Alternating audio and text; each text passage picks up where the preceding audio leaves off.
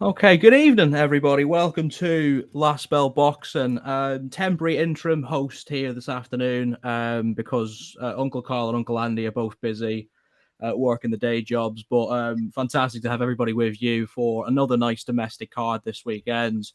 And we're going to take you through, take you back in time as well. It being Halloween, and apologies in advance, you will hear my door go off several times in the next hour because all kids have done since about 5 p.m. is knock and ask for candy. And we're running low. We really are running low.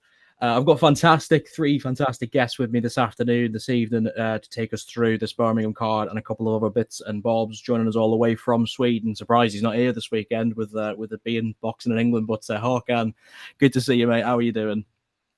I'm all good, thank you. But I would have loved to be in Birmingham for the card this weekend, but flight was too expensive. Yeah, domestic travel for you. What a nightmare. I've got two Darrens, so I'm going to have to go Darren Aston. Do you know what I can't believe? Since I come onto this podcast, every single week he gets your name wrong, and I sit there and go, how does he do it every single week? So do I, mate. But you know what? I sort of feel I've got used to it, so I'll just go with it. Oh, no. How are you doing anyways? Yeah, I'm good, mate. Thank you. You? Yeah, absolutely fantastic. Yeah, what a weekend this is looking to be for sport. Yep. And everyone's favourite trainer, the famous man himself, Daz Metcalf, joins us as well. Daz, I don't think I've seen you since Nicola One, actually. Just sort of probably been a bit of a mental couple of weeks. I picked up my boxing news last week and I read the article, and that was fantastic to see her getting that type of promotion. How are things going with you in the stable? Yeah, all good. She's in it again this week as well, I think. So I've been led. Yeah, I saw that too. Yeah, something to do with Fight Facts, a record keeping thing. Nick had 6 fights in another organisation that the BoxRec don't recognise, and in that organisation she was 6-0 with 5 KOs. So had they recognised that? I think she'd be 13-1 with 7 KOs, I think.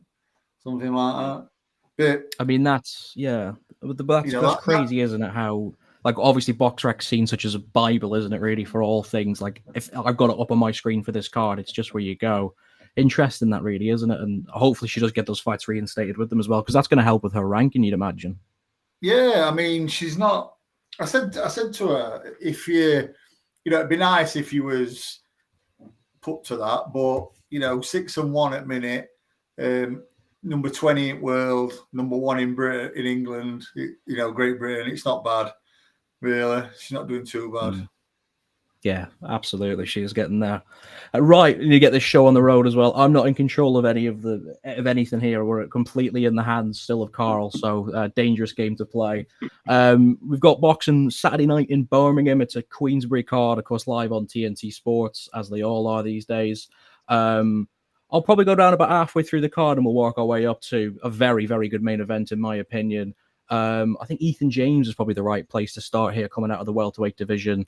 He's off the back of a loss to Owen Cooper last time out, the local lad. He's not on this card. He's got Jermaine Osborne Edwards to take on this weekend. You'll be there ringside, of course, on Saturday night, accredited, Darren. So seems very fair to start with you. This kid's got a lot to do in terms of bouncing back here, but this looks like a really good opportunity for him.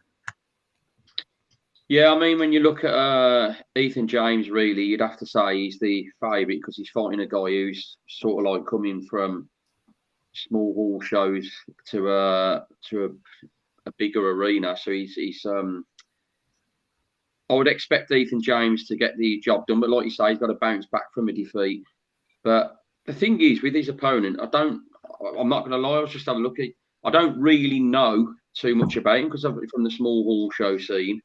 So I'm only going to say what I know from Ethan James. I expect him to win, but I don't know whether it's going to be by stoppage or points because I'm just looking at Jermaine Osborne Edwards here. He's had 1 stoppage and 11 victories. So you would look at that and say, well, he isn't going to have a much chance of knocking Ethan James out, but you never know. This is boxing.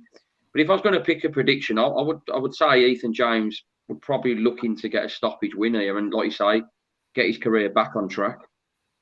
Yeah, possibly feels that he's going to need it as well coming off the back of that loss. Håkan, it's very difficult with these small hall fighters that are coming up to these main shows because unless you know them really well or you've been attending these shows, he's a Wolverhampton-based fighter. It's very difficult to know what level this is that Ethan James is going into. Really important for him, though, to get back to his best on Saturday, you feel? Yeah, I don't know anything about his opponent. So I will take it as what I know of Ethan, and I think he wins on a unanimous decision. Well, I was just going to quickly put in there, so I didn't actually realise. I didn't think Ethan James was like a puncher or anything. I didn't actually know that he'd never won by stoppage. I didn't know that. So yeah, I checked it. Checked it. Yeah, it probably. He has no KOs. Well, I was going to say, looking at both the looking at the knockout ratio in the fight, you'd say it's guaranteed a distance fight. Really, I mean, yeah. I mean, looking at the hard numbers, that's probably where we're aiming for here. I mean, I'm not a betting man, Carl will tell you that, but you can suspect this one's probably going to go 10 rounds. If anyone's going to know anything, and I'm not throwing you under the bus here, Daz, but Jermaine Osborne Edwards, is that a name that's come onto your schedule just being slightly down the road? Yeah, I think he's. If we've got the right kid, I think he's been on a couple of shows where I've had fighters on, and I think he's a bit of a. If it's the same kid, I mean, don't quote me on it, but I think I remember watching him fight and thinking, he'd be a bit of a nightmare to fight if you're having a bad day. You know, I think he's a bit slick, a bit of a decent operator, to be fair. And I mean slick in the nicest way. I don't mean, you know, if it's the same kid, like I said, didn't mean he was like boring and negative. I think he's a decent fighter. So I'd pick, you know, obviously Ethan's operated at an higher level.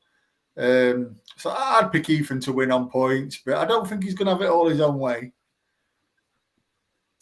Yeah, I mean, could be a bit of an interesting fight a little bit earlier down the card. That's probably going to kick off the TV coverage. Good one to get there. I don't really have much of a namesake opinion either. I really do just think Ethan James is going to be too good, but a pure unknown quantity for me. I'm just interested to see how Jermaine Edwards goes. Really important this for Ethan James to get back in the ring with a win. Stoppage win would be brilliant, but like you've said there, 12 shots at that and yet to do it. We will move on then. So we're up to Ezra Taylor next. He has got first of the names to butcher tonight, Kristaps Bulmistars. Reckon that was a good enough go. Daz, keep things with you here. So Ezra Taylor moves to 9-0 here. I mean, he's been saved relatively close to what Queensbury do with their fighters very early on. They're given plenty of time to develop, get ring IQ experience. Are you waiting for the green light to be pressed on him now, perhaps, though? Yeah, I'm waiting for him to be let off at leash a little bit, which practically the same thing. Yeah, I think it's time now. It looks like he's got all the tools, you know. I was a bit underwhelmed with his last fight. I thought, you know, he could have just could have performed a little bit better, shown a bit more urgency at times. Listen, I like the look of him. I really do. I think get this fight out of the way, and I think he's got to be looking at stepping up. Surely, I think it's about time with him. He's another one of them fighters who, you know, we want to see let off the leash a little bit. Let's see what he's capable of. You know, I'm not saying chuck him in, you know, with a bit of massive world level fighters at this stage, but come on, let's give him a bit of a test. Let's see something, what we want to see from him. Because all that'll do, if we see him we're having to think a little bit more, having to put his foot on the gas more, having to come through a mini crisis, you know, that's all going to excite us for the future. That's what we're going to want. That's what we want to see as boxing fans. So when he goes up another level again, you know, when he does it again, it keeps us excited. So yeah, I think he needs to get this that way, and then it's time to step up, I think. Yeah, and it does sort of have the feel, doesn't it, of Frank's waiting for this golden era of light heavyweights at the very top to sort of phase out and call it a day, or to Beterbiev, Dimitri Bivol to name, but a few brilliant fighters. And Håkan, I'll come to you here because we have a really good domestic scene at the minute, light heavyweight, in my opinion. Of course, hopefully, Yard and Buatsi's inevitable sometime next year. Plenty of other good fighters in there, though. I'm guessing you wanna see a bit more from this lad as well. Yeah, and I think he stops Burmeister's inside 3 rounds. I checked that he lost clearly against Kristaps last year. Kristaps who fought Anthony Yarde for a couple of weeks ago. So I think it will be an early stoppage. Is that what we need to see, Darren, on Saturday night? Does this need to be one of those performances where he gets the win, gets it early, and then we're talking about British or European honours for this lad? Yeah, I'd agree with that. I mean, you know, I've seen him at the presser today, and he's been talking about taking on like Lewis Edmondson, things like that. If you're talking like of stepping up to that, you have got to put on a real good displayer and get a decent stoppage. I expect him to get the stoppage, whether it's inside 3, I'm not sure, but I'm expecting him to get a stoppage. But I don't know if I'd go. I don't know for the future. I don't know if I'd go from this level to straight to Lewis Edmondson. I mean, maybe you go someone like Dan Aziz next or something like that before you build up to that. But I think he's got to put on a really, really good displayer and get the stoppage. You know, if he doesn't get the stoppage here, there'll be some big talking points about him, I feel. I'm in agreement with all three of you. I do think Ezra Taylor's going to stop him early. He's one of those fighters who must be looking on the fringe capacity towards getting onto these Saudi Arabia Riyadh season shows as well. If we're talking about these Lewis Edmondson and Dan Aziz fights, that's where those fights are probably likely to land these days. Not great from a domestic perspective, of course, but Ezra Taylor is in the mix, and I agree. I think I just want to see a little bit more of him now gradually going on. He can sit there and he can put Kristaps Bullmeisters out in 3 rounds, but that won't tell us enough, really.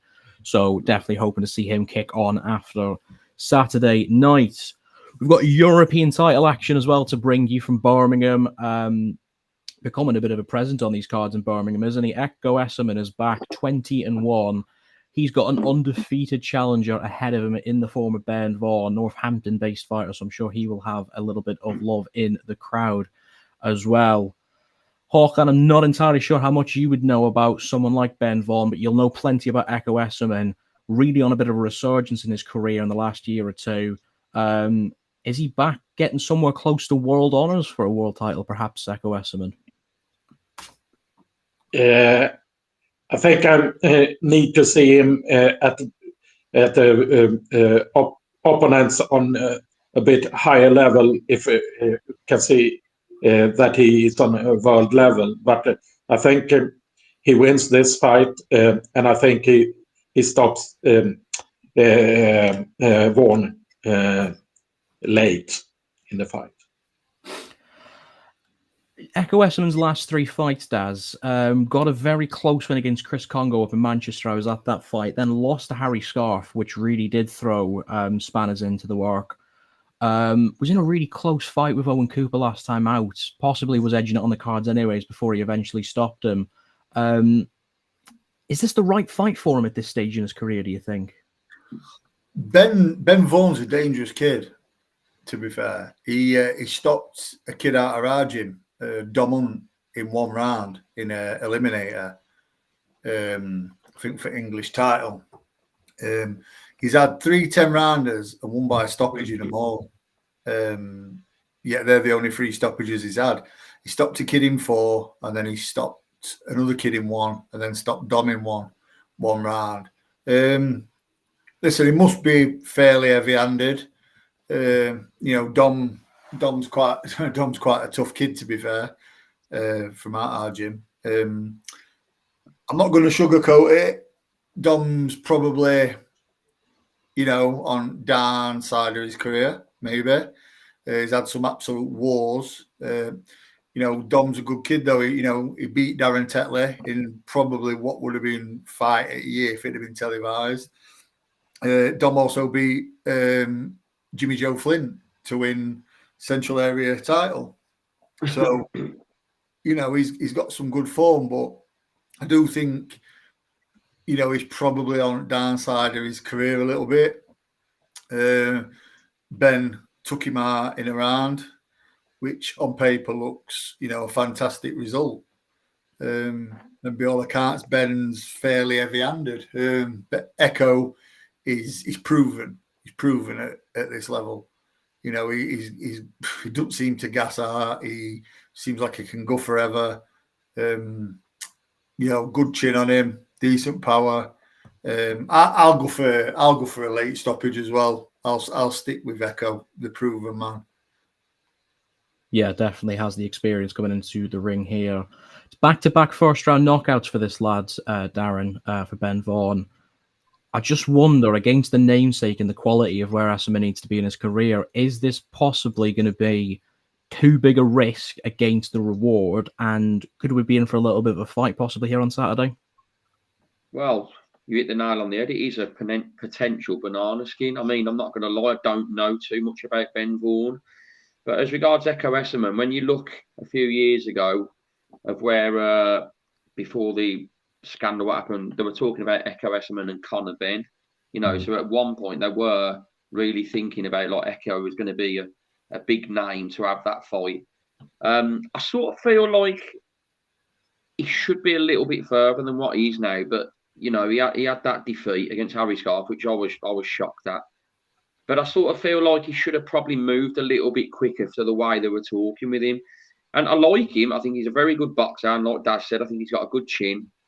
But I think sometimes he can not sort of put his foot on the gas in fights. I think he can like sail through. And I'm not saying it's a bad thing, but I think sometimes where he could possibly get the stoppage, I think he drains the fight through for a points decision. So I want to see him put on a really good display, and I would love to see him get a stoppage, but I'm not so sure he will. I mean, it was a good victory last time against Owen Cooper, and he did get the stoppage, albeit very late. But I would like to see him get a really good stoppage here, but I'm not so sure he will. I expect him to win, but I think it could be down to a points decision. Yeah, it's a bit of a tricky situation, this, with the way that the domestic scene is really for welterweights. And I just worry maybe that Esserman is spending a little bit too long at this stage in his career. He's 35 now, I suppose, is the big thing to remember. Since that Harry Scarf defeat, he's only had that one fight, be it a good one to Owen Cooper. I just don't know how much you're going to gain out of beating someone like Ben Vaughan, who could possibly be a massive puncher, and then that really will get that arena bouncing on Saturday night. Interesting fight. I do expect Esserman to come through. I think he will have to work for his paycheck, and 10 rounds here is probably what we're going to get with the full distance. You never know with these Frank Warren cards how he's going to schedule them, because he leaves his running order till about 4 minutes before the first fight, doesn't he? But you would be expecting to see that Chantel Cameron could well be the co-main event here, pretty close to her home in Northampton. Her second fight with Queensberry on this new deal. She fights Patricia Burkholdt for the WBC Interim World Super Lightweight Championship. And I suppose I'd best come to Håkan first for this one, because if anyone's going to tell us about possible dangers for this one, your knowledge for women's boxing second to none. Patricia Burkholdt, of course, Swedish like yourself. What danger does she possess, is Chantel Cameron, here on Saturday night? Or is our girl in a bit of trouble here? I think this fight is too early for Patricia after have been out 18 months and came back in September against Vaida Masiukaite in Sweden. I think this fight would have been better for Patricia to have in 6 months' time and have another fight in between after have been out that long. But surely they must take this chance. They have probably been paid pretty good, and but I think Patricia could win a few rounds, but I think Chantel takes it fairly comfortably. Maybe 6 or 7 or maybe 8 rounds to 2 or 3. So that's what I. But when I was at the Jonas fight when Patricia came in, and at that fight was different. Patricia had the world title. It was a unified world title. she had something to lose. But in this fight, Patricia hasn't anything to lose. So that could be good for Patricia. But I think it's, like I said, the fight is too early after I have been out 1.5 years. Majority decision win last time for Chantal Cameron when she fought firstly for the WBC interim that she's defending on Saturday night. Bit of a controversial scorecard in there as well. I remember when they read them out because I thought she was clean sailing. Daz, life after Katie Taylor. It's going to be a really interesting sort of Indian summer to the career of Chantal Cameron now. I have no doubts that she wants it at the top level. She wants those Katie Taylor fights. She wants the Amanda Serrano fights when they come for her. I mean, this could be dangerous, really. I mean, like Hakan's just alluded to there, that this girl's not bad. It has to be a world title after this, though, doesn't it? Yeah, I mean, I'm sort of not in agreement with Hakan, to be fair. I actually think this is a good time for Patricia to be fighting Chantal. Since she's moved away from Jamie Moore and Nigel Travis, she looks a little bit caught in between styles. You know, she got hit in that last fight a bit too much for me. I don't think she's probably gelled completely at Steel City. So yeah, Patricia's a good fighter. So listen, this could be a little bit of a banana skin, this, to be fair. And I think it's a good time for her to get it for Patricia, because like I said, Chantal got hit far too much for me in that last fight. And she just looks a little bit caught in between the sort of aggressive catching shots, catch countering like she were with Jamie and Nigel. So she looks like she's thinking whether to do that or then to slip. And she's getting caught. So listen, this could be a banana skin, this, for me. I think Chantal will come through it, but I won't be surprised to see being an upset here. Very interesting. You're going to go with Cameron on points, though, just to get the job done? Yeah, I'll stick with Chantal, on points. But like I say, I won't be overly shocked. And it is incredibly difficult, isn't it, Darren, that we've had this girl that's kind of become a bit of a national treasure really in recent times with some of the brilliant fights she had. Both of those Katie Taylor fights will go down in the history books as the real Kickstarter for women's boxing. And to have someone like her so high up on cards like this just shows how much of a transition there's been at that level of the sport.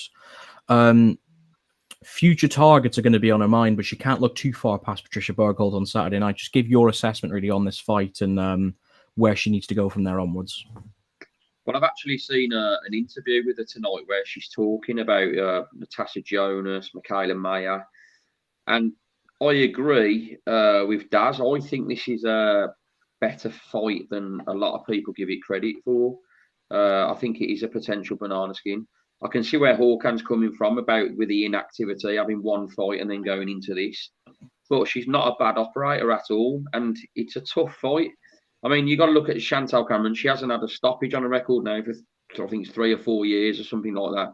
So the obvious choice is it'll be a distance fight. But Patricia does know her way around the ring. She's technically very sound. And like Daz said, Chantal Cameron got hit in the last fight a fair bit. We don't know how much them Katie Taylor fights has taken out of her. There were 2 grueling fights. We just don't know. Maybe that's had an impact on her. But I think I will stick to Chantal Cameron getting a points victory, but I don't think it's going to be as easy as some people think. I think she's really going to, have a tough fight on her hands. I think there's a fine balance too. I think you've got something right there about the Katie Taylor fights, what that's taken out of her physically. I also think there's a lot of emotional scarring that is still healing, in my opinion, because she obviously felt like she was so hard done by in that second fight that, look, it could have gone either way. We can sit and debate those scorecards all night, but there's just been an urgency. It's been a year now since that second Katie Taylor fight where you think, I want to start seeing a little bit more of Chantal Cameron here. That Elman Makhaled fight was brutal. It really was. It wasn't the Chantal Cameron that we know. She's had enough time now. Like Daz has said, she's switched up to Sheffield, and you'd like to think that between that time and that she should just be too good for Patricia Berghold here. it's a banana skin that doesn't make a whole lot of sense to me, because if she was fighting someone like Natasha Jonas at this same level, it's more in terms of household name. There's a lot more there, I think, really, to get your teeth stuck into. Burkholt's not going to be a big name, really, domestically. You'll have a lot of casual fans going to Birmingham on Saturday who doesn't know who she is. I'm sure they're going to get to know her pretty quickly because she's a very, very top-class fighter. It's about taking opportunities, I think, in this sport, and I think this is good timing for her personally. I think she just needs to take it. How often are you going to get to fight Cameron on a BT card in Birmingham? This will have been a really good payday for her. But I'm sticking British, and I do think Chantal Cameron is just going to have progressed enough in Sheffield to finally get over the line here, and hopefully goes on to world honours, possibly that Katie Taylor trilogy in the near future. Main event time then from Birmingham. We've rattled through this card quite nicely. This has really, really good billing written all over it. 2 undefeated fighters right at the top of the game. Liam Davies takes on Shabazz Masood for the IBO World Super Bantamweight Championship, defended, of course, by Liam Davies, who won it in staggering fashion, shall we say, last time out here in the Resorts World Arena in Birmingham. Daz, I suppose I'll come to you first for this one then. Quality matchmaking at a high level. This almost feels like it should be for a full world title, really. Take Inoue out of the situation, because it's probably fair to do that. These are 2 of the top 5 or 6 lads, really, in this division at the minute. Who's coming out for you on Saturday night as the winner? I fancy Liam Davis. Probably 7 or 8 round stoppage, I'd say. Although I did have a bit of a change of mind on how tough it'd be. He looked a little bit drawn to me at that press conference. I think it was today. He looked a little bit drawn in face, and I don't really like to see that. You know, I might be just reading too much into it, but I think Davies carries a decent bit of power, to be honest. And I think he's just going to get to Shabazz 7 or 8. But I do rate Shabazz as well. Shabazz is a very good fighter, but I just think Liam's can go to that next level. Yeah, I think that's more than fair.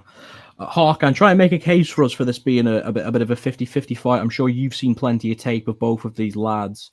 We know Liam Davies can punch. We know Shabazz Masood's fantastic on his feet. Are you seeing anything past the Liam Davies win here, though?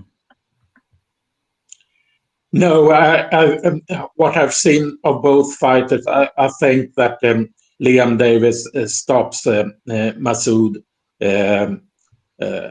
round 6, 7, maybe. I think Liam Davis is on a higher level than Masood, but I think it could be a good fight. But I think Liam Davis is. I rate him very high. 2 in the camp there then for Liam Davies. Are you going to make it a hat-trick for us, Darren? Is this just a case that the matchmaking looks good, but ultimately Davies should just be a bit too good in basically his back garden? I'm going to follow the trend. I definitely think Liam Davies gets the job done, but I do think it will be exciting while it lasts. I think the fight will catch fire early. I like that there's a bit of animosity there. I think it's a really good main event. But I just feel that Liam Davies is just going to get to Shabazz Masood before Shabazz Masood gets to Liam Davies. I just think he's going to have, when he lands, he's going to have a little bit too much. And I think Liam Davies has got that killer instinct. When he sees you hurt, he goes in. And I think that's what he'll do. And I expect him to get the job done probably about round 7 to 8, something like that. But I do think while it lasts, it will be very, very entertaining. And I'm looking forward to being there for this. Yeah, this is one for the purists, in my opinion. It's just got enough of that hardcore aspect about it that I really like this fight. This is going to be fast-paced, isn't it, on Saturday night? I really like the matchmaking here because this will catch fire pretty quickly. I'm pretty sure of that. Everyone has to try and make a name for themselves at 122 pounds because, like I've just mentioned, Inoue in a way is like so far ahead of the rest of humanity that someone's going to have to come out of the limelight when he eventually either moves up or retires or moves back to Mars where he came from. So I think this is a really good opportunity for both of these lads to do that. 4 out of 4 again on this one, I'm afraid, folks. But Liam Davies probably is just too good. He has been on an absolute tear up in recent times as well. 3 straight stoppages. He's done them in detonating fashion. He took Jason Cunningham apart in about 5 seconds, which was insane. That Eric Robles fight people were talking about, is that the step that he just is going one too far with? Possibly, is this lad too much? Blew him apart. He's done everything that's been asked of him. I think that the big 2 great wins. Victory against, sorry, Harrison. Great victory against Beluta as well, which Beluta, because it drew with Dennis McCann and they had to run it back. Yeah, exactly. If it took Dennis McCann 2 goes, and we're talking about him being at this level, of course, we'll see him in a fantastic fight against McGrail come Christmas time. But you're right there. That Beluta form has just, it's firmed up for him really nicely. So I think Liam Davies is our best chance of going on to be a world champion, to be honest. I really, really do think he's that good. He's got the IBO belt, but I mean, like, something proper that Chris Eubank hasn't known 15 times. I think this is just made for him. I really do. But really good main event. So we're all going Liam Davies. Just give us a round, or are we going to points? So Darren, I'll come back to you first. Where are we going? If I'm to pick one round, I'd say round 8. 8 for Davies. Håkan? Yeah. Round 7, round 8, Davis had said. Bring up the hat trick then, Daz. Should I get me money on round 8? Go on, I'll tell you what, I'll even though I said round 7 or 8 first, I'll book the trend and I'll go round 9. Round 9. I'll take 6 then, so we've got a nice cover. So if there's any 6 to 9 round betting statuses that you can find out there on your bookmakers. Let's hope we don't come on Sunday and it was round 2. We're nowhere near.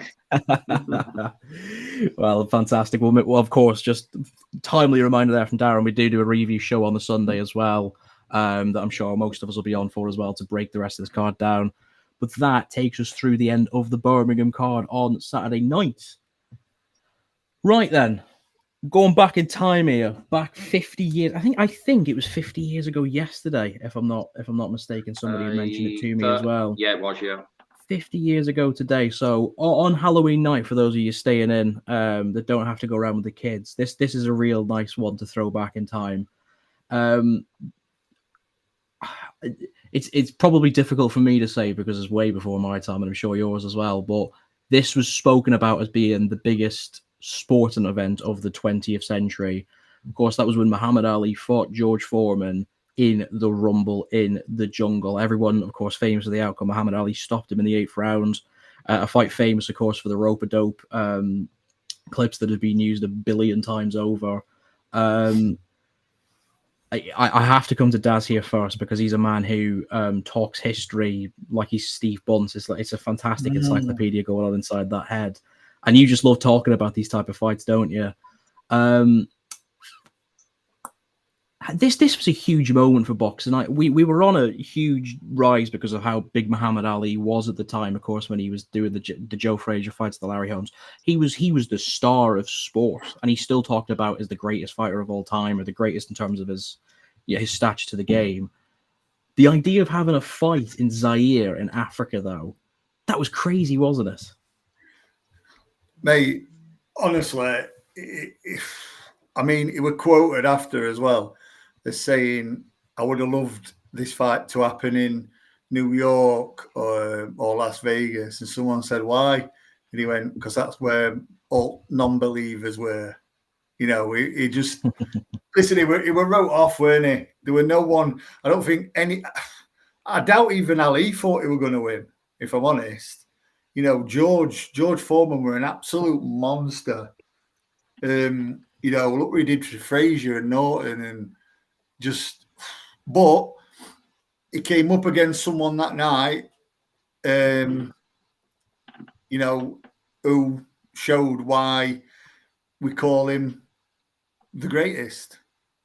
You know, obviously in past shows we've had who's the greatest fighter, you know, and listen, Ali himself said Sugar Ray Robinson, so I'm not going to argue with Ali himself. But Ali actually said when he said that, he said, I'm not the greatest boxer of all time, he is, but I'm the greatest sportsman of all time. And I'd second that 1,000,000 times over. You know, listen, think what you want about is refusing, you know, to be drafted into army. But the man had the man was probably robbed of his prime years, or at least 3 of them. You know, the first inclination of him, Cassius Clay. I mean, have we ever seen anybody at, I think about 6'3", 15 and a half stone? I've never seen anyone throw hands that quick, you know, and be like that on his feet. They're unbelievable. And some people he took apart. I mean, and he had a chin. I mean, what a chin he got. I mean, our own Henry Cooper, he could knock an house down with one punch. You know, flat, put him on his backside, and he got up. That left up Frazier hit him with, you know, and he got up. I mean, he fought for 15 rounds with Brock and Joe against Ken Norton. I mean, this is stuff you see in films. You know, he was just an absolute legend. And it, mate, honestly, I love, you know, I'm big. Even though I don't put him as the best heavyweight, which I know is controversial, I still have a lot of, you know, respect. And I love watching him. You know, you can find me watching old clips of him, and you know, he just had everything. But like I say, in his first career, as I'll call it, the speed of him and everything. And I mean, when he fought Sonny Liston, I mean, Sonny Liston were a killer. Sonny Liston were knocking people out with jabs. And then obviously the rematch with Liston, the phantom punch, as they called it. To me, I always say, if anyone watches that and they said to me, that were a setup, Liston took a dive, I'll say, no. To me, that is the perfect case of perfect timing. That punch was perfect timing. And then obviously we had the legal issues, the layoff.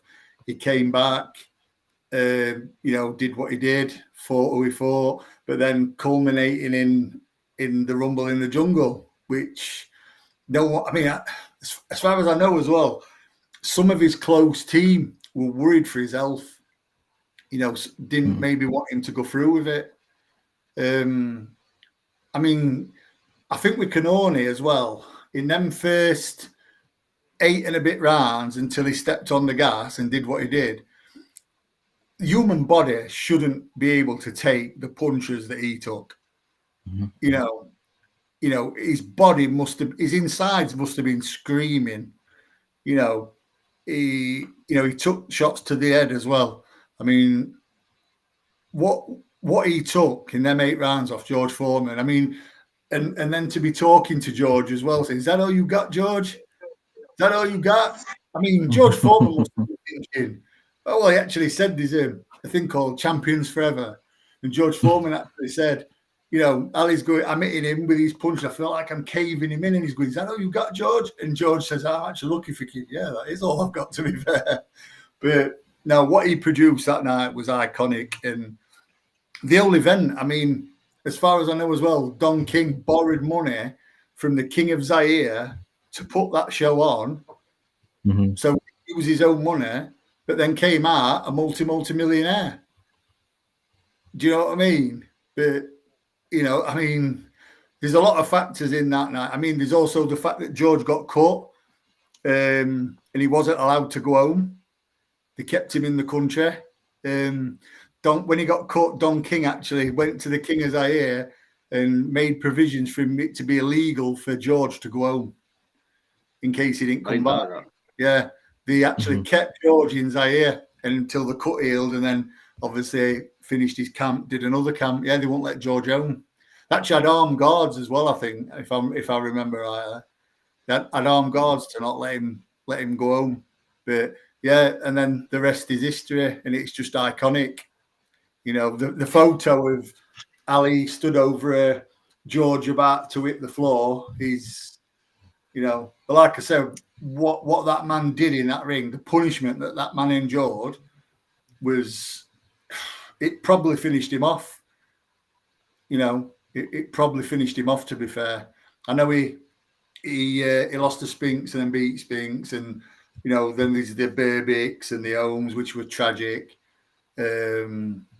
But yeah, I mean, just unreal what he did. Absolutely unbelievable. Yeah, thank you for that as well. It's never not a joy just to hear someone talking and passionate about Muhammad Ali, because I stand strong on the idea that if it wasn't for him, boxing would be well in the ground now. We wouldn't be having the type of fights that we do. And I promise I will come back to you, Daz. Hakan, I just want to bring you in here. The build-up for this fight is something that I've always found quite fascinating. Of course, Muhammad Ali had an incredibly long spell off with his political issues, refusing to, of course, take his service for the army. In that time, George Foreman won the gold medal in the 1968 Olympics and was on an absolutely astonishing rise. I think he went into the fight 40-0, undisputed heavyweight champion of the world. Was this for you the biggest upset in the history of our sport? No, I will not say the biggest upset. The biggest upset for me is the Buster Douglas win in Tokyo against Mike Tyson. That's the biggest upset ever for me. On the whole, with the event and everything that they made this into, though, this was huge for boxing, wasn't it, Hakan? Like, we were waiting years for this fight to happen, anyways, and then it got kept postponed because of an injury. This was huge at the time, wasn't it? Like, boxing wouldn't be in the state that it is now if it wasn't for Ali stopping Foreman in that fight. Yeah, I agree. I completely agree with that. I wasn't at that time, but I have seen so much about this fight in 50 years. So without that fight, boxing would not be what boxing is right now. Yeah, absolutely. Darren, I do apologise for leaving you. That's all right, mate. It's just when you get someone like Daz talking that well about boxing, you just have to listen sometimes, don't you? Well, there's plenty of things that he said I didn't know there, so it's good to hear that. There you go, history lessons. Yeah. So with these fights, so I don't. This is definitely probably you guys would have had VHS tapes and whatnot, but I remember the old ESPN classic DVDs, and I used to go into like my local shop to buy them, and that's where I used to be able to watch these fights back with all of the different American broadcast coverage. I think it was covered from somewhere like Massachusetts in America. They didn't even go out to Africa because of the whole political landscape at the time, but it wasn't broadcast live in the UK, contrary to belief. People said, "Oh, I remember watching that live." It was broadcast the day after on the BBC. It was the most watched event of the 20th century from a sporting perspective that wasn't an Olympics. And that really just pays homage to the scale of how big this was. Ali completely written off, not given any chance. And then he went and performed the way he did. I'm sure you've seen the fight, and we all have the famous photograph and the rope-a-dope and stuff. How much of a memory is this for you in terms of the whole escape of boxing that you've had in your lifetime? Well, obviously, when I was growing up in the 90s heavyweights, early 2000s, and that. But obviously, I've seen everything about Ali. And to be honest, like, I know he was written off, but from what I've seen of Muhammad Ali, I would have never wrote him off because he was just that good.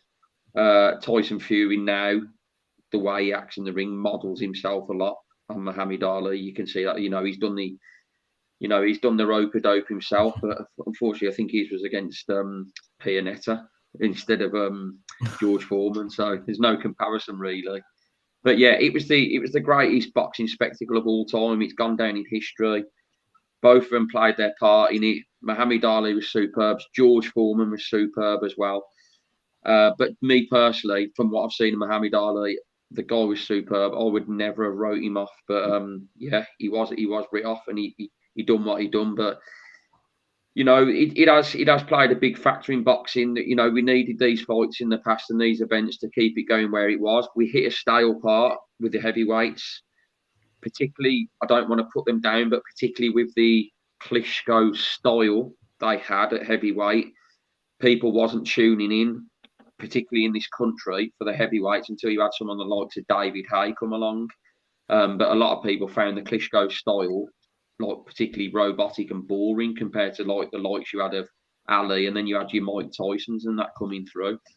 But when you look at the eras of heavyweights and what you had, like you'd probably go the generation of the Alis, the Foremans, and then go the Tysons and the Lewises and that. And we've had this debate before on this program where we've discussed it, and you look at the current modern heavyweights, even though we're having the great fights that we've been longing to have, the majority of them, I wouldn't put them in, I don't want to say it harsh, like the same league, but I wouldn't put them in the same caliber of the fighters we've just mentioned. Yeah. I mean, and that's what I want to come back to you all on now, actually, was we talk about the heavyweights more than any other division, about these fantasy fights that we make, like, what if Ali had fought Tyson? What if Tyson had fought Fury? What if Joshua had fought Larry Holmes? I mean, you could do it forever, really, couldn't you? Daz, I wrote it down and I was like, I'm coming back to you about this. I'm not, because Carl will kill me if I don't ask you, so I'm going to have to interrogate you for an answer. Muhammad Ali, not your number one heavyweight of all time, which some people will see as controversial. I don't personally. I still just think there was a couple better than him. Who for you is your number one heavyweight of all time? Lennox. I just think Lennox has got everything. The size, the speed, power, under Manny Stewart as well. The Lennox that beat Razor Ruddock, I thought was, exceptional, very good. But then the Lennox who was under Manny Stewart got even better for me. Don't get me wrong, I don't think it's not, he's not way out in front. I mean, probably talking about Ali, I had a little thought saying, no, I think Ali might have been better, It's one of them. But no, I do think Lennox, I do think Lennox is, I mean, if you're going to judge it on competition as well, you've got to say Ali, haven't you? You can't not. I mean, in the era that he was in, I mean, after the Foreman fight, if he had that absolute life and death with Frazier, Thriller in Manila, I believe it was called. Ron Lyle, Leon Spinks twice. And then even before that, I mean, Ernie Shavers as well. For Ernie Shavers, Cleveland Big Cat Williams. Mate, honestly, some of the guys who we fought, if they'd have been, who never won a world title then, I mean, Jerry Quarry, what a fighter he was. Some of the guys back then who never won a world title probably would have been undisputed now. I'm not saying all of them would, but, some of them. I mean, Kenny Norton, what a fighter he was. I know he was world champion, brilliant fighter. Just unbelievable. What the level of competition that was about then, it was just mind-boggling. There were no tune-up fights, there were no easy fights. It was just mind-boggling. Yeah. It's killers versus killers all the time. It just didn't happen in that era, did it? You just didn't have time to have tune-up fights. You were constantly in, or if you were having a warm-up fight, it was always going to be against someone dangerous. Yeah, I remember Ken Norton for quite a long time was put in that bracket of like, oh, we'll just pick him because he's easy. He beat everyone there was to beat. Yeah, and I mean, like Ali, I believe Ali had a comeback fight against Jerry Quarry, and Jerry Quarry was a monster, and it was just unbelievable. Ernie Shavers. I mean, Ernie Shavers could punch holes through steel, just unbelievable. But yeah, the man was unreal. But I do think Lennox, skill for skill, size wise. But I think I have said as well, I do think Lennox would have struggled more with the Cassius Clay version than Muhammad Ali. And I tell you why, because I don't think Lennox would have been sucked into that rope-a-dope tactic. I think he'd have just been happy to win on points. If he weren't going to. I need to jump off.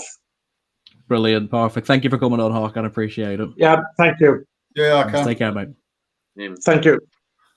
But yeah, he. I think he'd have settled for points, to be fair. He'd have been very composed. And I mean, you've got your Joe Lewis's. I mean, I'm a big fan of Jack Dempsey as well. Love Jack Dempsey, pure fighting machine. But I will give Ali the nod for second, to be fair.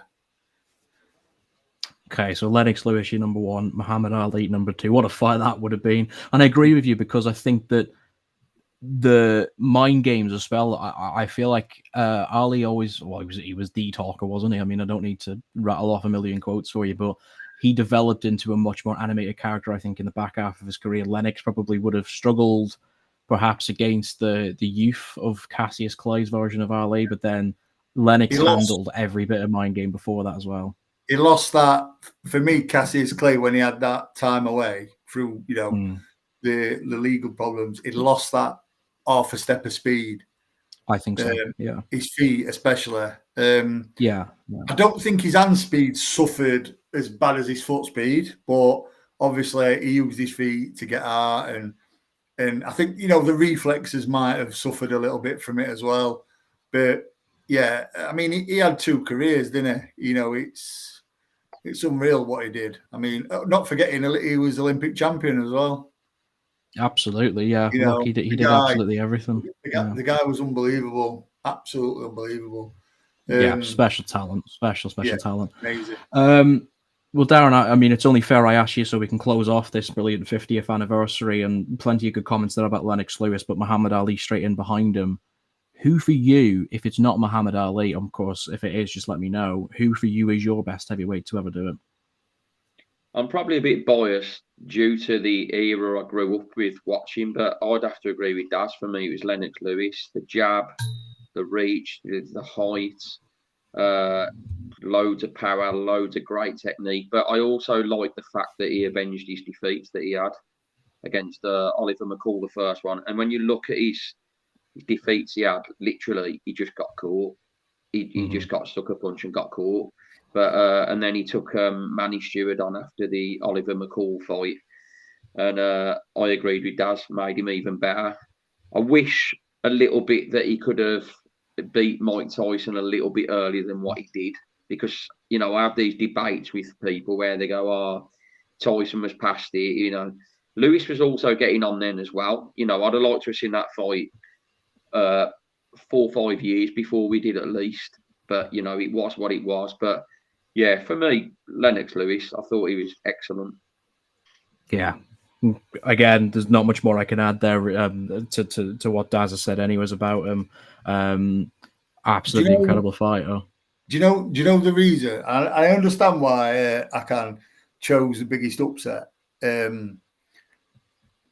as Tyson v Douglas. But I think Tyson had a lot of documented personal problems going into that. It was well known about all his problems. Buster Douglas's mum had passed away, but Buster Douglas had actually produced some decent performances leading up to that. In spurts, he'd got a fantastic jab. And I remember my uncle. My uncle was a boxer, and he said, "Listen, if he's on it, if he uses because what's happened to his mum properly, and he uses his jab, Tyson could be in trouble." And to be fair, that's what I mean. The bookies had it. I think it was 40-1, weren't it? It was somewhat mad. But in correlation to that as well, Muhammad Ali was actually amazingly only a 4-1 underdog at the time when he fought George Foreman. So on terms of literal scale of shock, he's right. I think it was Buster Douglas's dad. Sorry, just quickly. I think it was Buster Douglas's dad as well, or some close relative in the build-up to that fight actually said, if his mind's on the job here, he'll knock Mike Tyson out. His jab, I think might be his father. Yeah, my uncle. I mean, he's no longer here, but he said Buster Douglas, because he'd watched Buster Douglas.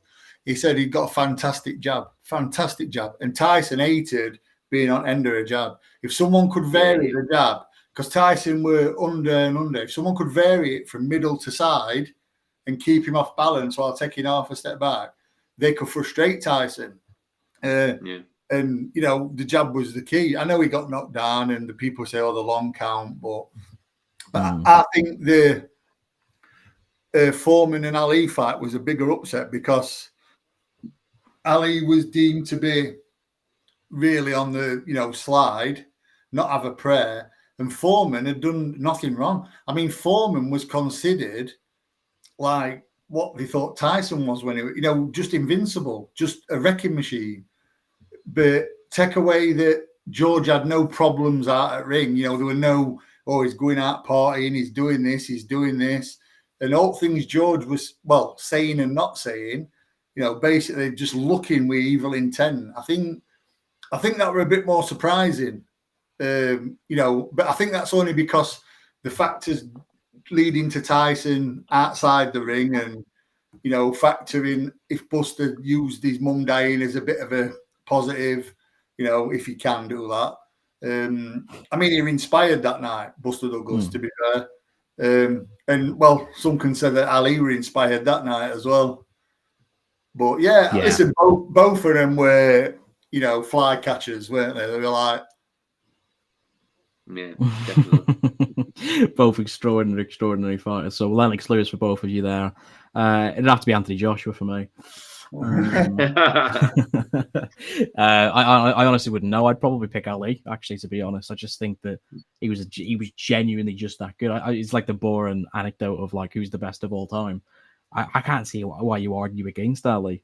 Killer, like that era that he fought in. We will never see a heavyweight era like that. I kind of thought 4 or 5 years ago we were getting somewhere back to that stage where like Joshua and Wilder were there, Fury was on the comeback, and Usyk, and it's probably the best year we've had for a while because Klitschko dominated for so long on his own. But for me, Ali was just the top of an unbelievable era. I implore people to go back and watch the Rumble in the Jungle if they haven't seen it. I'm sure some network will have repeated it this week on a terrestrial channel, and it truly is worth watching. Or it's probably quite easy to find online. Before they watch that, though, go back and watch his Cassius Clay era.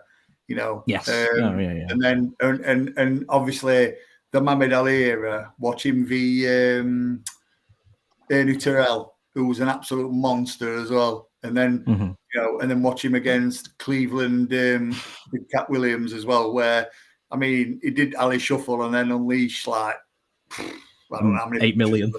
Too fast, can't. Yeah, but the Terrell one was personal because Terrell kept calling him Cassius, and Muhammad Ali had baiting him and going, "What's my name? What's my name?" And, just iconic. And Ernie Terrell, if he'd have been around now, probably would have been world champion. Yeah, absolutely. Look, stunning era, and Daz has said it there. He's given you a whole bit of homework to do for next week, but it really is worth watching all of those fights back. 50th anniversary of the Rumble in the Jungle in the books. I've been on strict instructions to keep this to an hour, so we're going to go overboard. But he can make live on the train wherever he is now, somewhere between Trent, Lichfield, and Nottingham. Promoters Cards Clash, and that is our last call of order tonight, lads. And it's come as an instance because, well, it's specifically targeted on the December the 7th. We, of course, have a chat when we were speaking about it in the week. Queensbury have just announced their final Magnificent 7 show of the season. It'll be their last domestic card before they go out to Saudi Arabia for Tyson Fury's rematch of Usyk, held, I believe, at Wembley Arena or whatever it's called these days. And it's obviously a top class card that we're going to see Brad Pauls and Denzel Bentley get it on. That could be a hell of a fight, and I look forward to covering that one near the time. The issue, of course, being not specifically that card because it's a great card. That December 7th slot will now clash with GBM, who have a card up in Sheffield on that night on the Saturday as well. Yeah. And Steve Goodwin, who's a local Southern promoter who is getting TV deals now and has the TalkSport Fight Zone deals going for himself, also has a card at York Hall that night, which is now going to have to be switched to Friday to make case for the British Boxing Board of Control to be in London on both nights. So with all of that kind of set up, Daz, I'll come to you first here because you obviously have the involvement of going with fighters, and the promotions mean a lot to you because where the British Boxing Board of Control are on every single night is impotent to where these cards are and who's going to referee, and there's so many permutations with fees, etc., sanctioning bodies. It's a problem. There's no positive aspect to this. This is a problem. It's a problem for trainers, the board, matchmakers, everybody, because it's becoming really hard to place 2 or 3 cards in different parts of the country on the same night. I just want to know where you stand on this, really, and why this is happening in the sport of boxing. I'm a bit surprised, to be fair, when I saw this this announced. I mean, obviously, I saw the GBM card announced first, and you know, some decent fights on that. But then we've got this Queensberry card that, let's be honest, blows GBM card out of water. You know, and that's no disrespect to GBM. The Goodwin card, I've not really seen much of it, but he always does put good cards on, to be fair. And I know there was supposed to be a female fight that they were trying to get onto that, which was Lauren Parker and Emma Dolan, which would have been a cracker, but that's not materialised. Yeah, so I'm just a bit more shocked at GBM and Queensberry clashing, because they're both in this little, I'm not saying Queensberry's in the DAZN bubble, but they're all getting along, aren't they? You know, they're all friendly and they're all thinking. But I think what hurts GBM a little bit as well, and it's going to hurt it for viewers, I think, is the lack of local talent on it. You know, I mean, I think there is a couple of localish, and then you've got, I think Nico Levers is on it, Mohamed Ali's on it, and I think they're signed to Matchroom. They are, yeah. You know, so that sort of look. Listen, I might be wrong, but that sort of looks to me as though GBM have been told to put them on because there's no room for them on their other cards. I mean, there's a lot of local talent in Sheffield. A lot of local talent. But I think viewing figures for this, if people are actually going to the show and they're going to watch it online on TV, I just think they're going to. I mean, I'll be personally, there's no fight on the Queensberry card that I would turn over and watch any fight on the GBM card. You know, every fight on that Queensberry card is a very, very good fight. I mean, I'll just pick what Carl set up. Yeah, Levers is Mansfield and it is local, but if you'd have listened to me, Carl, he's not, he's signed to Matchroom. You know, he's not a local unsigned fighter. He's signed to Matchroom. So that just seems like he's being, like GBM are being told to put him on, Mohamed Ali on, because there's no room for him on their shows. But yeah, I mean, I just think I'm quite impressed with the Queensberry card, to be fair. So I just think people are going to be watching that unless they've got interest in the fighters on GBM. I just don't think they're going to be turning over from any of them fights to watch any on the GBM, to be fair. So making a bit of an understanding of this, Darren, for people who just want this to be cleared up as to why this happens. It's two different promotion companies on two different broadcasters on the same night. So obviously GBM have their deal with DAZN. Queensberry have TNT until the end of 2025, as far as I know. So from one aspect or another, they're always in competition. We always hear about, we welcome the competition, etc. and whatnot. But ultimately, Frank isn't looking at that GBM show or that Steve Goodwin promotion at York Hall with any sort of fear. If he wants to stick a card on December 7th and make all of us go down to London when it's nice and cold and the Christmas markets are on,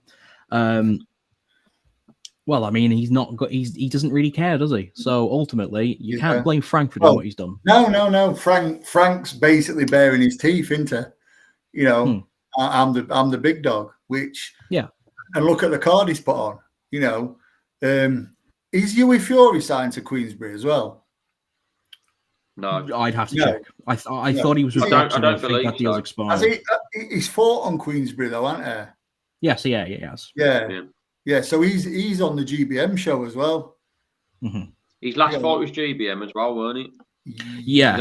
He has a bit of a loose deal with Boxer, as far as I know, but I don't know if he's wholly signed to Queensberry or not.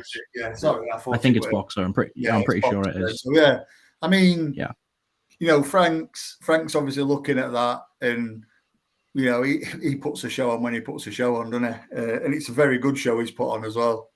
You know, some really good fights on it, some cracking fights. 100%. So it's obviously, even though they're all a little bit intertwined with this Riyadh season, and stuff like that. Frank does what's best for Frank and Queensberry, and you can't fault him. Yeah, absolutely. Darren, December 7th. That's the date in tail here that we're dealing with. But this happens plenty of times. I remember actually. I was working. I got sent to a Dillian White card at Wembley on the same night that Zach Parker fought John Ryder at the O2 Arena, and there was a third card in London that night on your call. I can't remember the promoter. It may well have been Boxer. And I remember sitting to myself and thinking, I'm privileged to be in this position, but I'm thinking, this is a complete mess, really. It's a bit of a follow-on question, really, though. But when the big boys come in and decide we're having that date, we're having that arena, and that's final, you can understand the position that Frank Warren's coming in for. But are we not internally damaging the sport ourselves now, though, that we're turning people off from this prospect show at GBM? Because I'm sure you'll sit at home on that night if you're not working any of the cards, and you're never not going to go for that GBM card on DAZN, are you? Yep, completely agree. As a boxing fan, I'm obviously going to tune into the Magnificent Seven. It's a far better card. No, like I say, no disrespect to GBM, but it's just who's on the card and what the fights are. It's a Magnificent Seven card. It's the bigger and better card. Mm-hmm. I just think we should have something a little bit sometimes, whether it's to do with a board or whatever. When you have these promotions that are putting these cards on the same night, like I just wish there was like a middleman sort of thing where they go, that's that night, so you'd need to track. Like there should be somewhere where you can sort of like you're only allowed so many promotions on of a night or something, so you don't get this clash. Because the thing is, in the UK at the minute, shows in general aren't selling great here at the moment. So the last thing you want to do is put 3 or 4 promotions on, bigger promotions on the same night. It's just going to be a catastrophe. And I'm also been seeing rumours and hearing that Boxer are also on about going that same night as well. So that just makes it an absolute disaster. But you don't have much in the UK for so long, and then they all go down the same and go, oh yeah, we'll all go December the 7th.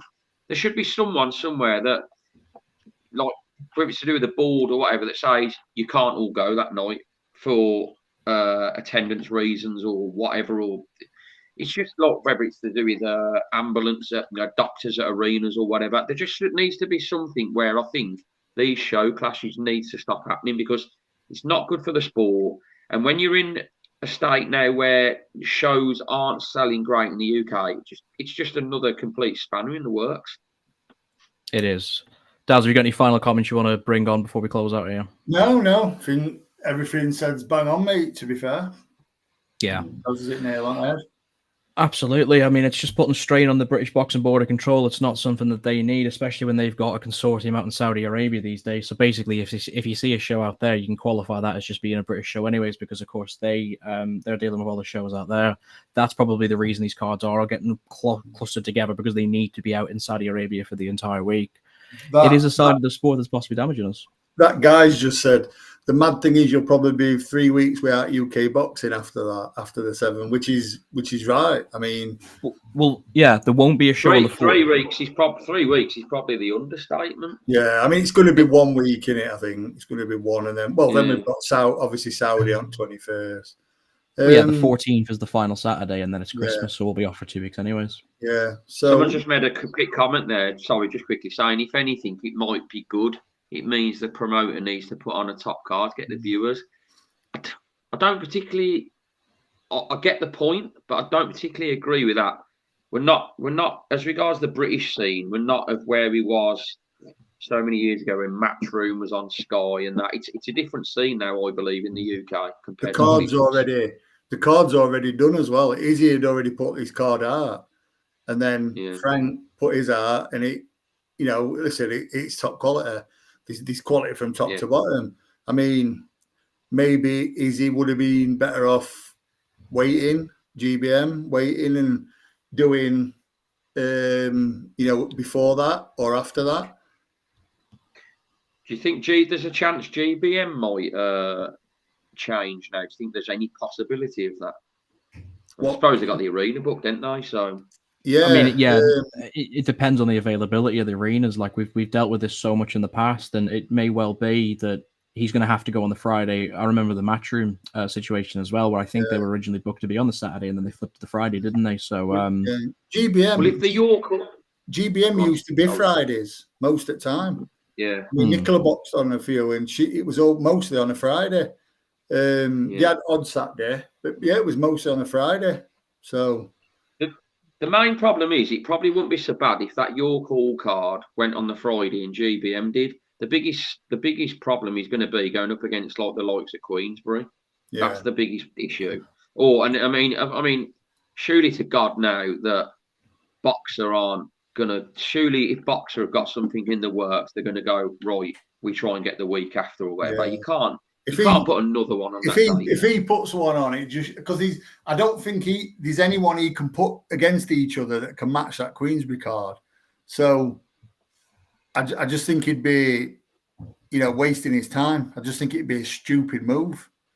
Yeah, would you? But this is what happens, though. Isn't but I think you're right, Daz. I think had the Steve Goodwin show and the GBM show gone up against each other on the Friday, and then you've got the Queensbury card on the Saturday, I think that would have been perfect, to be fair. Yeah. No, because you'd have been flicking, you'd have been flicking through. Yeah. Do you know what I mean? So yeah.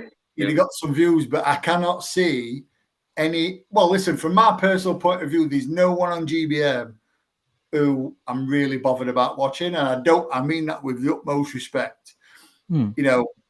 Had you got some people I know on it, obviously I'd have probably, through what I probably would have tuned in to watch.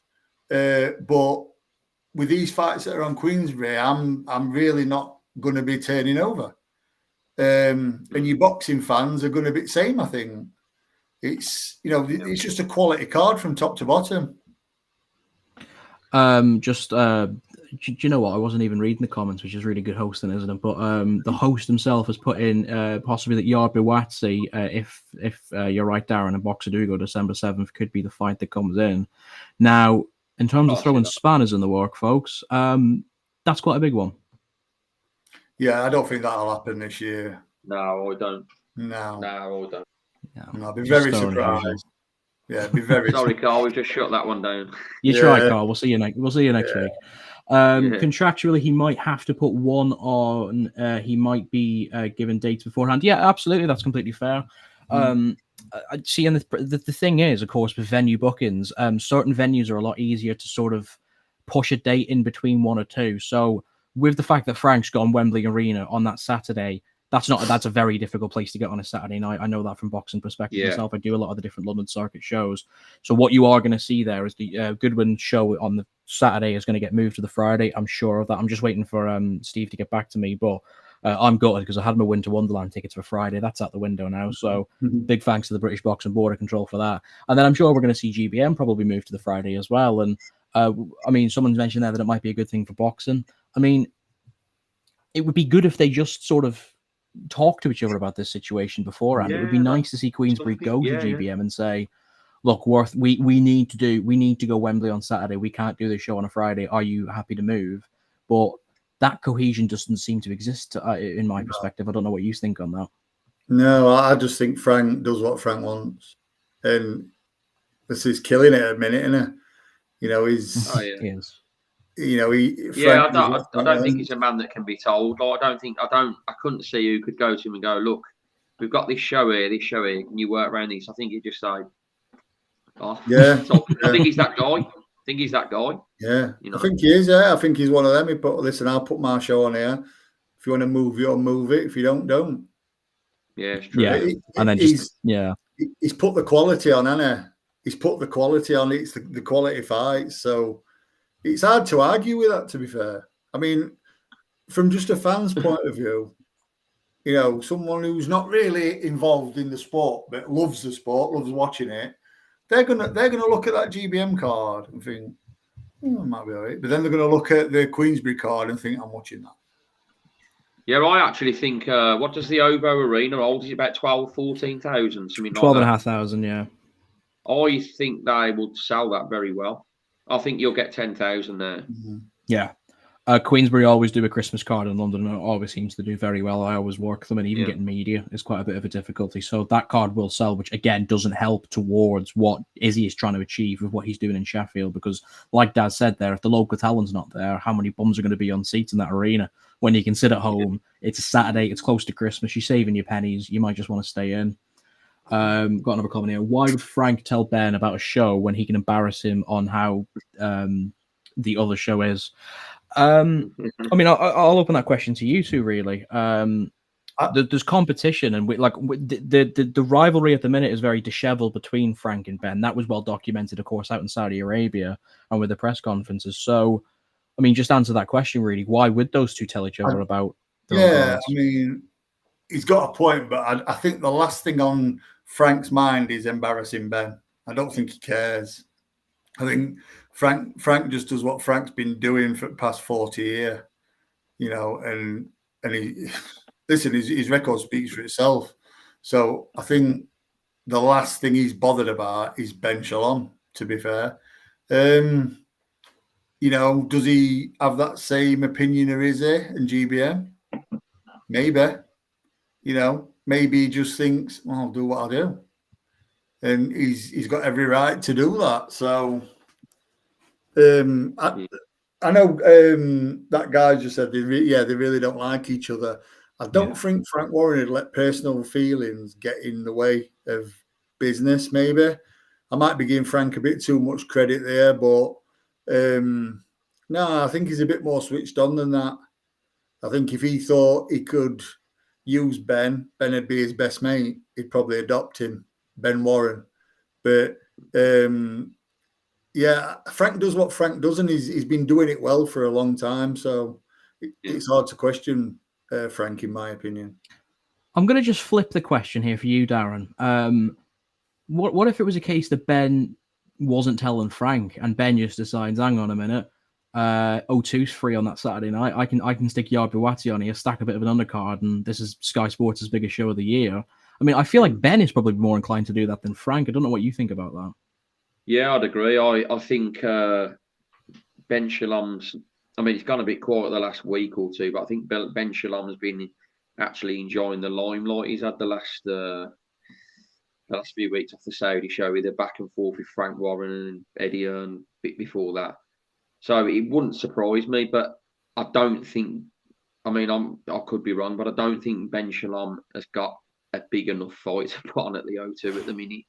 I can't see Yard Buwati happening anytime soon. I mean, let's be honest, nice fight, we all want to see it, but Anthony Yard looked poor last time. So are they going to want to throw him in with Buwati and straight away? I think Ben Shalom, the way he's like in the limelight to cause a bit of controversy, possibly would do it. But when you listen to him on the likes of TalkSport and that, he harps on about how much he loves the sport, and he wants boxing to be good for all promoters. Who knows? But I don't think he's going to have a show to put on at the O2 at the minute. That's my personal opinion. Boxer like the walking wounded as well. If you were trying to create like an O2 level undercard, because Ben Whittaker's gone MIA. Fraser Clark's going to need a couple of months to recover off the back of that brutal loss. Adam Azim literally fought 2 weeks ago, so he's not going to be ready in time. So in terms of their big star power, they just don't have enough of a card. And Yard Buwati for me eventually ends up on box office, but for that you need a good enough card and a world title to put on the line. So we're still a long way off seeing that fight, in my opinion. But interesting to see how it would do. On the fact that Yard Buwati would be pay-per-view, on Sky Sports, it would get terrible numbers.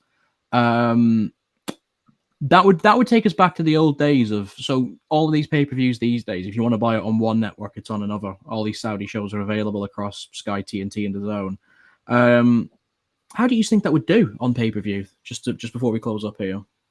See, I might be a bit controversial here, but I don't think that sells as a main event on pay-per-view. I think it should be, second, third to last, maybe on a card, on a big card.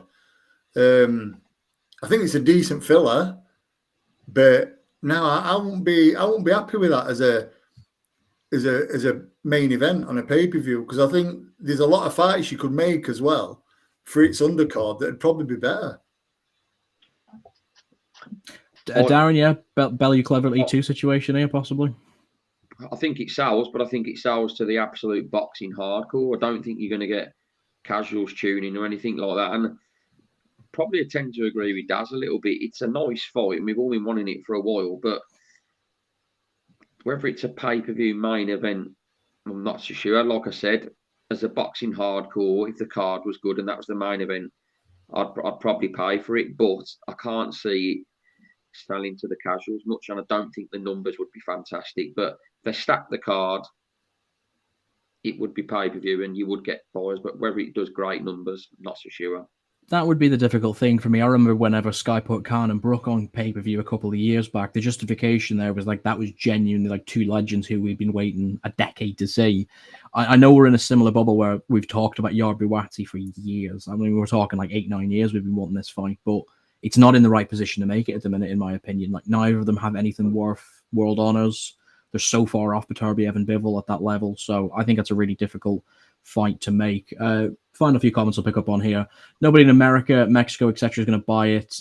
Don't even think the UK diehard fans would buy it on pay-per-view if it was $9.99 and maybe not $24.99. I mean, on that second comment, they're never going to make a fight like that. £9.99, are they? Because if they're going to do that, you may as well just stick it on Sky, because and now TV Day subscription's more expensive these days. So so I definitely don't think that would be the case. But interesting to see if that happens on pay-per-view and if anyone is going to clash on that night with them. Okay, I think that will just about do it, to be honest. That is our Birmingham card covered up from Saturday night. Darren, thank you for coming on. I know you're going to be there on Saturday night in the what you seem to call the Mecca of boxing. I think you've clearly never been to Costa del Telfa, to be honest, on a cold Saturday night. But I have actually, yeah. Have you? Oh, God. Yeah, I'm sorry to hear that as well. But no doubt looking forward to the action on Saturday. Yeah, I am. Can't wait, mate. Really looking forward to being ringside for it. Cheers. Lovely stuff. I'm sure you'll be hassling everybody for a few photos as well. Daz, That's what it's media work. It's media work. If it gets traction online, it's media work. Exactly. All publicity is good publicity. Exactly. Daz, thank you as well for coming on. Brilliant history lesson there about the 50th anniversary of the Rumble of the Jungle and all the promoters. Good to see you, mate. Cheers, pal. Pleasure. Brilliant. And that brings us to the end. Thank you very much. Make sure you subscribe, like, do everything you need to follow us across the socials. We'll be back on Sunday. I won't be here. I'll be hungover. But we'll be back on Sunday, 6 p.m. for the review show of this TNT card. I know I'm sure Darren will be